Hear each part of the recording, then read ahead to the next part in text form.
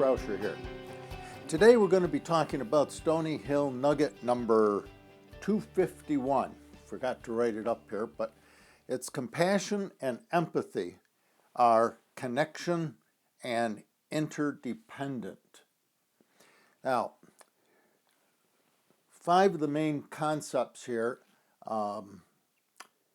Again, this is a pretty important nugget from the standpoint that if we really want deep sustainability, if we want a sustainable human culture on this planet, then we have to learn how to begin to think in terms of we. In other words, our relationship with other people. So here are 5 of the big ideas in this particular article. As always, there's a whole lot more in the article, and I really encourage you to read it, but here are some of the ideas. Number 1, compassion and empathy are like gravity. And what I mean by that is the further apart we take 2 magnets, the weaker the pull between them, right? As soon as we pull the 2 magnets together, there's a lot of power there. Same thing with compassion and empathy. If there's a huge distance between ourselves and others, then our ability to manifest the compassion and the energy of empathy to the other person is very, very weak. The only way that we can strengthen that is if we connect these 2 and recognize that we really are interconnected and interdependent. And the more we recognize that sense of we-ness, then the more we're able to get in touch with, and I'll talk about that in a minute, but to get in touch with this energy of compassion and empathy that we really need to be able to give to other living beings, particularly other humans in the world right now. Second big idea, and this is a huge one. You'll see this come up in quite a few of my writings because, again, it's the illusion of separation is one of the great dangerous myths in human history, in the human consciousness. Far and away the most dangerous thing that we could ever believe. Because the moment we buy into the philosophy, and most of us do, by the way, that we are separate from the rest of the universe, we are unique, separate individuals, then what happens is we begin to turn everything else in the universe into them, or even worse, an it. Everything outside of us is one of them or an it. It's another object, right? The moment we do that, it shuts down our ability to be empathic and compassionate. Because how do you be compassionate to a tree? Or how do you be compassionate to a species of fish that you've never met? Or how about if we're talking about them as people in the Middle East who are dying because of our bombing, our never-ending war, okay? It's very hard to generate any sense of compassion and empathy because they're just them. We don't know them. They're just them. They're out there somewhere.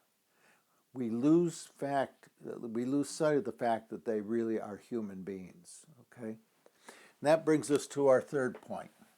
Our fear of other, in this case, and we could be talking about immigrants, or we can be talking about innocents in the war in the Middle East. Doesn't make any difference. They're all them. They're all other, okay? And the minute we begin to buy into this illusion of separation, then we become frightened of others because we don't know them. There's just some dangerous force out there, okay? Or we don't know them and we could care less about them, right? both extremes. But the important thing is that the illusion of separation and then the fear that that creates in us blinds us to the suffering that we're creating for other people in the Middle East, the innocents that are dying in the cities that are being turned to rubble with our bombing, okay?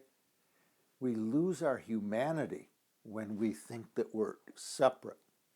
And that brings us to another very important point in the article, and that is that we ask ourselves the question, well, why don't we feel compassion and a sense of responsibility or a sense of guilt for the pain and suffering that we're causing other people and the pain and suffering that's going on with all the immigrants in the world who can't go home? Their homes are totally destroyed. It's called cognitive dissonance. We don't want to feel the shame or the sense of guilt. Why? Because they're all others, and we kind of like it that way. Why? Because then we don't have to deal with our guilt and our shame and our sense of responsibility, right? So cognitive dissonance is the concept that we don't want to hold two concepts at the same time in our consciousness. One is everything's other. We're pretty comfortable with that. But wait a minute. The other side is if we really are worried about the innocents and beginning to feel some sense of guilt for the suffering that we're creating or the suffering that's going on with the immigrants, oh, wait a minute. Now, here comes the dissonance. Wow, we got to hold two concepts here. One is that they're other, but at the same time, maybe we should be feeling some guilt and some sense of shame and some sense of responsibility that we're not feeling.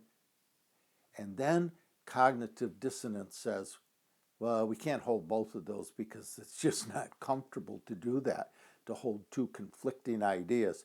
Okay, then we'll stick with the we're separate. Now, we don't do that on purpose. In other words, that's not a conscious choice. But it is an unconscious choice that we are making, and we make it every day. Why? Because the minute the separation between who we are and other increases, like gravity, our compassion and our empathy gets shut down. And then it's so much easier just to begin to buy into this illusion of separation. Now, we don't cover it a whole lot in this article. I didn't include it, but if you begin to think about that, it's one of the reasons why we're destroying our planet. Our planet is an it. It's not our life support system. It's just an it. It's just dirt and trees and stuff. If we could begin to awaken to this reality, and this is where we come into point number 5, every single thing in the universe is interconnected, and we are interdependent on that connection. This is a dangerous illusion because the reality is that we're connected with every single other thing in the entire universe. Okay? That's how radically dangerous this is, because it's 180 degrees from reality. And when you're not dealing with reality, we're going to shoot ourselves in the foot, for sure. So, the way that I like to think about this, and this helps me to stay out of this illusion, because this is very seductive, okay? Cognitive dissonance, it allows me to kind of not have to think about it and worry about it and feel all those feelings, right? So one of the ways that I try to stay awake is to recognize that simple reality that we're all stardust. Every single thing in the universe started from pure energy, then helium and hydrogen, and then it blossomed into all of the rest of the elements that we have on the periodic table in chemistry. Everything in the universe came from that Big Bang, which means We're just basically stardust. We just came from a supernova somewhere at some point in history, sometime in the last 13.7 billion years. Which means, in my mind, and in the mind of a lot of people who like to think about this stuff, is that we're kin. Everything. Now, this gets a little radical because that tree that I was talking about a minute ago that's in it, it's not. We're related to it. It's kin. The energy in that living tree is kin. It's a living being, just like we're living beings.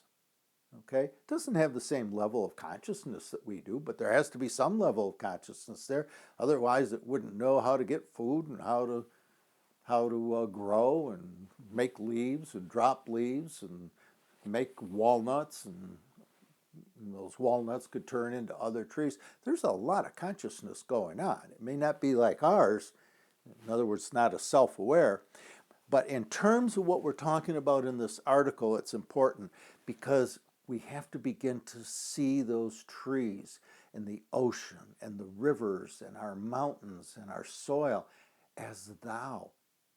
Those are things, living systems that we're related to and we're interdependent with. Take away any of those and we wouldn't exist. Without trees, there wouldn't be oxygen in the air. Without bacteria in the soil, and we're doing a good job of monoculturing our soil, turning it into dirt rather than soil. But we're interdependent on that. That is kin, and we are connected with all the rest of the universe. So, to wrap it up, other, in this article, other is a very dangerous illusion for a global human culture. When you think of all the diversity and all the sense of other cultures and other traditions and other religions and other races, and I mean, it's just an amazing collection of diversity. And we're turning most of that diversity into its, thems, others. And of course, once you do that, then cognitive dissonance, which is really a closed mind, it blinds us to empathy and compassion for all this stuff. Very dangerous stuff, okay? If this is helpful, consider passing it on to other people, reposting, doing whatever. And if you do, thanks for supporting the work we do here at Stony Hill, both our nuggets, all the writing we do, and the videos, okay? So, have a good week. We'll see you down the road.